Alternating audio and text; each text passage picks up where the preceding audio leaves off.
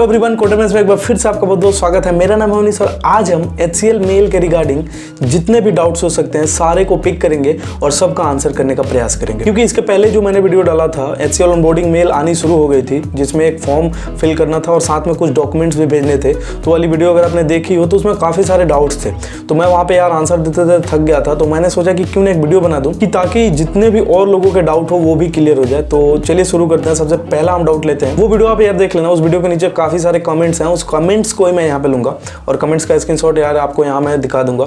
सबसे पहला जो कमेंट है, bro I did not receive the mail regarding the documents upload of HCL। Some of my friends got the mail, all of them completed the interview on the same day but I did not receive mail. तो इनके case में हुआ क्या है कि इनके और इनके दोस्तों का इंटरव्यू सेम डे पे हुआ, लेकिन इनके दोस्तों को ऑनबोर्डिंग मेल आ गया और इनको नहीं आया।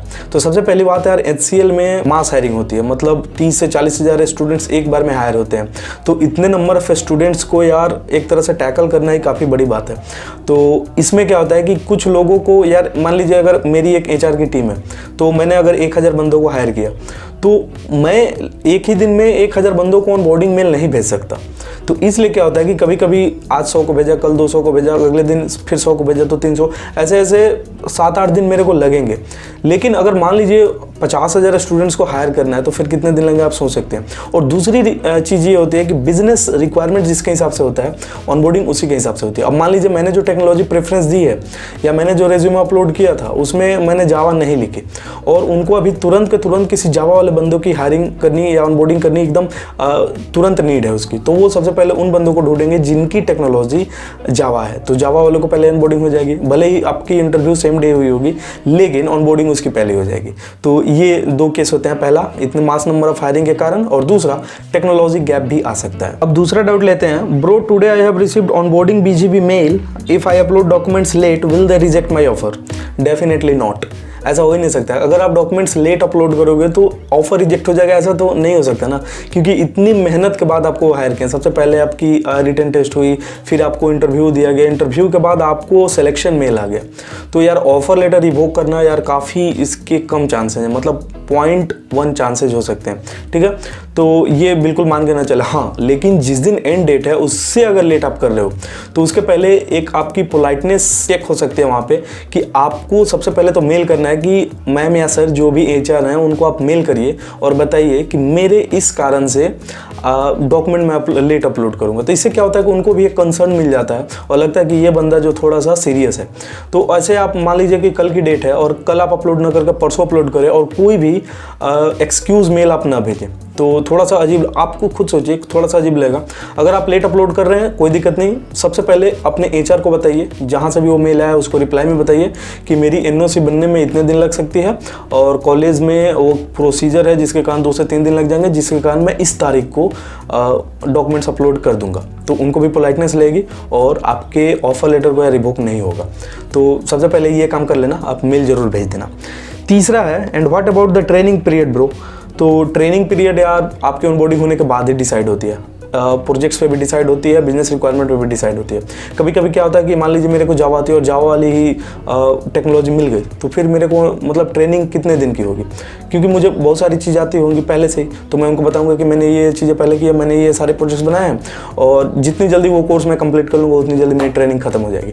तो ये depends on projects and business requirement, right. अगला है, my package was updated from 4.75 to 5.5 LPA on 7th March but did not receive any update after that. I am curious regarding my selection and boarding now. यार जब selection में आ गया और updation में आ गया कि आपकी जो पैकेज है वो इतने से इतने ऊपर चली गई, मतलब जितना भी इंक्रीमेंट हुआ वो आपके ऊपर था, तो आपके अंदर कुछ लगा तभी उन्होंने इंक्रीमेंट किया। ऐसे किस सबका इंक्रीमेंट नहीं होता इतना। तो सबसे पहली चीज़ कि आपके लिए वो कंसर्न है, आपको जरूर आपकी ऑनबोर्डिंग जरूर होगी। और दूसरी बात कि कब मेल आएगा इसकी तो मैं गारंटी नहीं दे सकता, लेकिन आपकी कोर्स कंप्लीशन के तुरंत बाद ही आपकी ऑनबोर्डिंग हो जाएगी, क्योंकि आप एक अच्छे कैंडिडेट हैं और अच्छे कैंडिडेट्स को यार पैकेज हाई करते हैं तो वो हायर भी करते हैं। ऐसा नहीं कि पैकेज हाई करके फिर उनको छोड़ दिया, ऐसा बिल्कुल नहीं होता।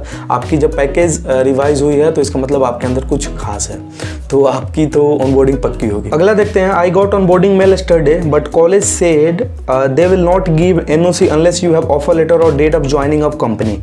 आई upload the rest of documents with the same reason in mail to company, will there be any problem in future?